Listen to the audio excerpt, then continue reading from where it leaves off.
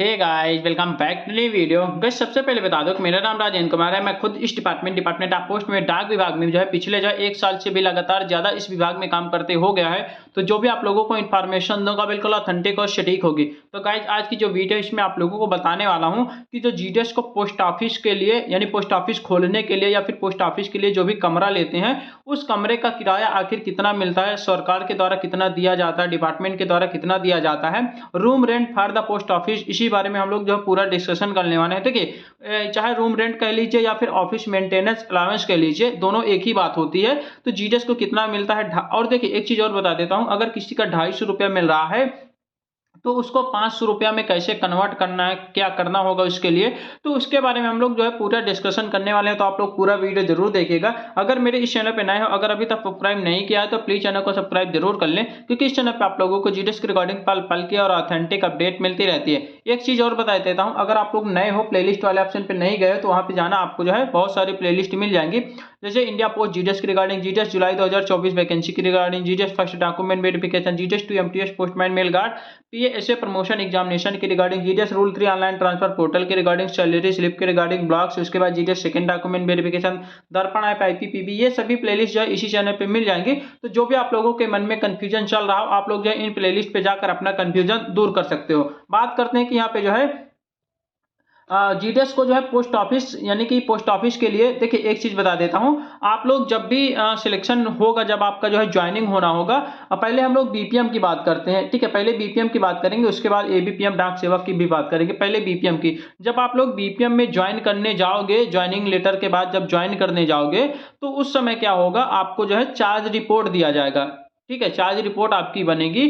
तो उसमें जो है आपको जो है एक एकोमोडेशन फॉर्म दिया जाता है, उसको जो है भर के जमा करना पड़ता है। उसमें जो है यानी कि क्या है कि आप जब बीपीएम पर ज्वाइन करोगे, जिस भी बीओ में आपका सिलेक्शन हुआ है उस बीओ में आपको जाना पड़ेगा, और उस बीओ में एक जो है आपको जो है एक कमरा मतलब कि लेना पड़ेगा पोस्ट ऑफिस खोलने के लिए। वहां पे उस बीओ में, जिस बीओ में आपका सिलेक्शन हुआ है उस बीओ में गांव पे किसी के घर पर भी एक छोटा कमरा ले लीजिएगा पोस्ट ऑफिस के लिए। और जिसके भी घर पे कमरा लोगे उससे जो है लिखवाना पड़ेगा कि हम जो है यहाँ पे भवन सहमति पत्र लिखवाना पड़ेगा कि हम जो है इस पे जो है इनको जो है रूम दे रहे हैं, इससे हमको कोई दिक्कत नहीं पोस्ट ऑफिस खोलने के लिए। ठीक है, वो भवन सहमति पत्र होता है, वो आपको वहां से दिया जाएगा। उसको आप लोगों को उसको भरवा के उसमें साइन करवाना है। किराएदार मतलब जो मतलब मकान का जो वो है ओनर है, उससे जो है वहां पे साइन करवा के उसको जो है देना पड़ेगा। उसके बाद आपको क्या है कि नॉर्मली आपको 250 रुपया वहां पे मिलेगा। ठीक है, यानी कि किसी किसी को 500 भी मिलता है, उसका अभी बता रहा हूं। देखिए, अगर आप लोग स्टैंडर्ड रूम लोगे, स्टैंडर्ड का मतलब क्या होता है,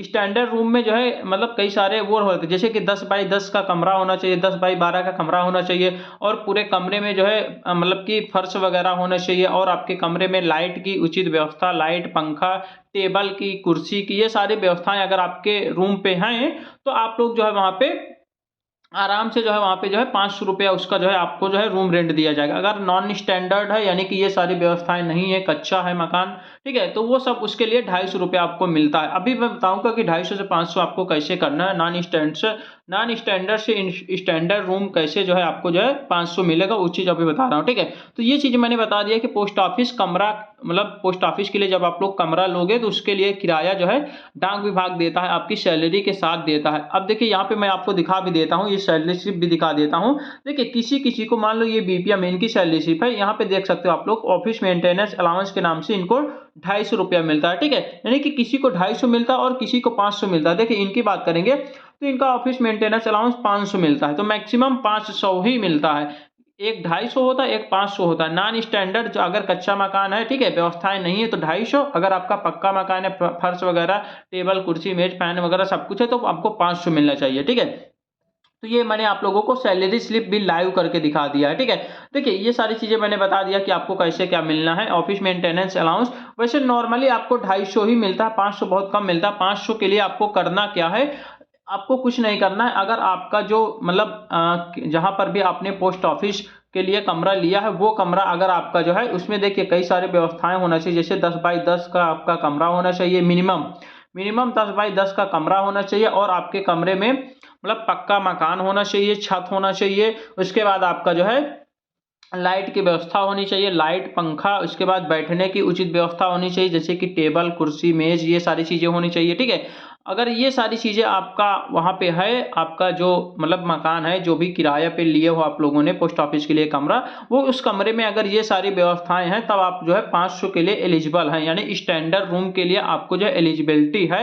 आप लोग क्या कीजिएगा, अगर ऐसा है तो आप लोग क्या कीजिएगा कि अपने इंस्पेक्टर को, जो आपके इंस्पेक्टर होते हैं या फिर आपके जो एफडीआई होते हैं, उनके लिए एक जो है लेटर लिखना है। ठीक है, लेटर कैसे लिखना है वो मैं अभी बता रहा हूँ। देखिए यहाँ पे सबसे पहले आपको लिखना है सेवा में। ठीक है, सेवा में लिखोगे यहाँ पे, जैसे आप लोग नॉर्मल लेटर नहीं लिखते हो, सेम टू सेम वैसा ही लेटर लिखना है।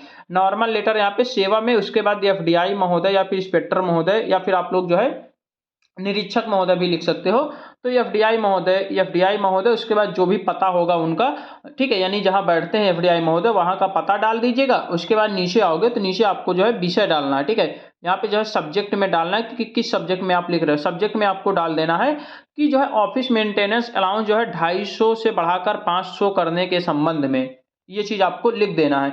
उसके बाद लिखने के बाद वहां पे ये सारी चीज, उसके बाद यहाँ पे लिखोगे महोदय सविनय निवेदन है कि मेरा नाम ये है, मैं जो है आपके इस जो है शाखा डाकघर में बीपीएम पद पर या फिर एबीपीएम पद पर काम कर रहा हूँ। ठीक है, और जो है मेरा जो मकान भत्ता है या फिर जो रूम रेंट है वो जो है मुझको 250 मिल रहा है, जबकि मेरा जो पोस्ट ऑफिस का जो कमरा है उसमें जो है उचित सारी व्यवस्थाएं हैं, जैसे कि मेरा कमरा 10 बाई 10 का है, मेरे कमरे में लाइट की व्यवस्था है, बैठने की उचित व्यवस्था है, छत है, पंखा, ये सारी चीज़ें उसमें लिख देना है जो जो भी है। उसके बाद लिख के उसके बाद नीचे लिख देना है कि मेरा जो ऑफिस मेंटेनेंस अलाउंस है 250 की जगह 500 करने की कृपा करें। उसके बाद अपना नीचे जो है साइन वगैरह कर देना है, अपना नाम, बीओ का नाम, एसओ का नाम, मोबाइल नंबर, सीएसआई आईडी, ये सारा डिटेल वहाँ पे जो है उसी में मतलब नीचे जो है लिख के उसके बाद अपने जो एफडीआई है वहाँ पे भेज देना। आप लोग बाय हैंड भी दे सकते हो, नहीं तो रजिस्ट्री करके भी भेज सकते हो। तो ये सारी चीज़ें आप लोग भेज दोगे। उसके बाद क्या होगा कि आपके जो भी मेल ऑफिशियल होंगे वो जो है आपका जब भी मुआयना होता है ना, तो मुआयना के समय आपको आएंगे और आपका जो देखेंगे अगर सब कुछ है, उचित व्यवस्था है, तो वो लोग जो है फॉरवर्ड कर देंगे। फॉरवर्ड वहाँ से फॉरवर्ड कर देंगे, साइन मोहर करके अपने एचओ में भेज देंगे, हेड ऑफिस में या फिर डीओ में, डिवीजन ऑफिस में भेज देंगे।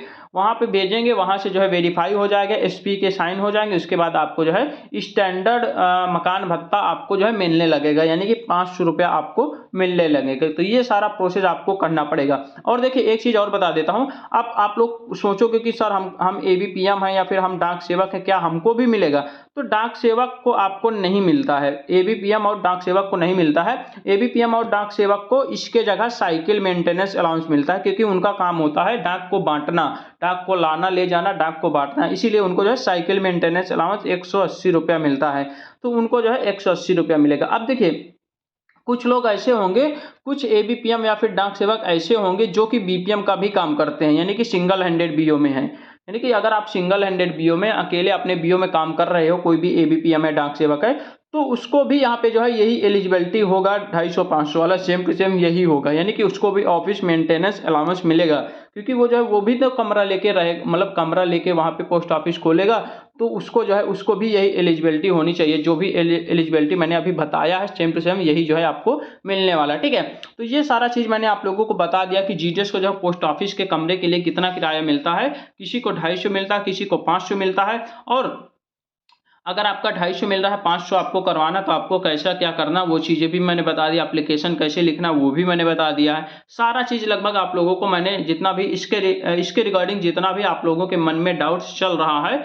अब देखिए एक चीज़ और आप लोग ये मतलब आपके मन में ये चल रहा होगा कि सर जो है कमरा इतना 250 या 500 में मिलता कहाँ है, 1000-1500 के नीचे कोई कमरा देता ही नहीं है पोस्ट ऑफिस खोलने के लिए। ठीक है, तो देखिए वो तो भाई अपने से मैनेज करना पड़ेगा, क्योंकि सरकार का जो मतलब कहना है या फिर सरकार जो दे रही वो जो है इतना ही दे रही है। तो देखिए और एक चीज़ ये हो गया, तो इतना ही मिलेगा मैक्सिमम। एक चीज़ और बता देता हूँ कि आप लोग जो है ये सोचते होंगे, अब मान लीजिए कि आपकी ज्वाइनिंग हुई है। ठीक है, मान लीजिए कि आपकी ज्वाइनिंग हुई है, ज्वाइनिंग में अब देखिए कि पहले से उस बीओ में कोई काम कर रहा था, मान लो आपका बीपीएम पद पर सिलेक्शन हुआ है, बीपीएम पद पर, ठीक है, और पहले से वहां पर कोई पहले से ऑलरेडी वहां पे काम कर रहा था, पहले से मान लो पोस्ट ऑफिस वहां पे खोल रखा था कहीं पे कमरा लेके, तो आप लोग चाहो तो वहीं पे जहां पर पहले से चल रहा वहीं पर आप लोग बात करके, यानी कि उनसे आप लोग को जो है वो तो आपको जो है सलाह लेना पड़ेगा, उनसे बात करना पड़ेगा। अगर वो राजी हो जाते हैं तो वहीं पे आप लोग जो है जहां पर पहले से चल रही है वहीं पे आप लोग जो है चलाइए, कोई दिक्कत नहीं है। लेकिन आपको जो है वो एकोमोडेशन फॉर्म भर के जमा करवाना पड़ेगा। आपको जो है पोस्ट ऑफिस का रेंट मिलेगा। तो ये चीज़ें वो भाई अपने हिसाब से आप लोग मैनेज कर लीजिएगा। ज्वाइनिंग के समय कैसा क्या व्यवहार है आपका, वो सब अपने हिसाब से। कुछ-कुछ लोग ऐसे होते हैं जिनका लगता भी नहीं, जैसे मेरा भाई लगता ही नहीं है पोस्ट ऑफिस का। जहाँ मैं रहता हूँ प्रॉपर, मैं वहाँ का भी मेरा नहीं लगता है और मेरा जो पोस्ट ऑफिस है वहाँ का भी नहीं लगता है, क्योंकि मैंने भाई ये है कि व्यवहार हो गया है धीरे-धीरे रहते-रहते, इसलिए नहीं ले रहे हैं वो लोग, मुझसे नहीं ले रहे हैं पैसा, मेरा पूरा का पूरा बच रहा है ये सारा काम। तो ये सारी चीज़ें हैं, आप लोग भी वहाँ पे जाके जो भी प्रधान रहते हैं, जब आप लोग जॉइनिंग करने जाइएगा, तो वहाँ के जो ग्राम प्रधान होते हैं उनसे एक बार मुलाकात कर लीजिएगा आप एक बार, कि सर जो है हम हमारा जो है यहाँ पे आपके गाँव पे जो है हमारा जॉइनिंग हुआ है, पोस्ट मास्टर या फिर पोस्टमैन जो भी है, तो हमको जो है आप लोग जो है कुछ ना कुछ मतलब हमको जो है व्यवस्था करवाइए। तो वो लोग व्यवस्था करवा देते हैं। सरकारी मकान भी बहुत सारे पड़े रहते हैं, जैसे पंचायत भवन हो गया, ठीक है? और जो आपके आंगनबाड़ी केंद्र हो गया या फिर स्कूल हो गए, वहाँ पर भी बहुत सारी व्यवस्थाएँ रहती हैं, तो वहाँ पर भी वो लोग एडजस्ट करवा सकते हैं, बस आपको बात करना पड़ेगा, जैसे कि मैंने बात कर रखा है। बाकी वो तो आपके ऊपर डिपेंड करता है। तो इस वीडियो में हम लोग इतना ही रहने देते हैं, मिलते हैं एक नई वीडियो के साथ, तब तक के लिए बाय बाय, टेक केयर।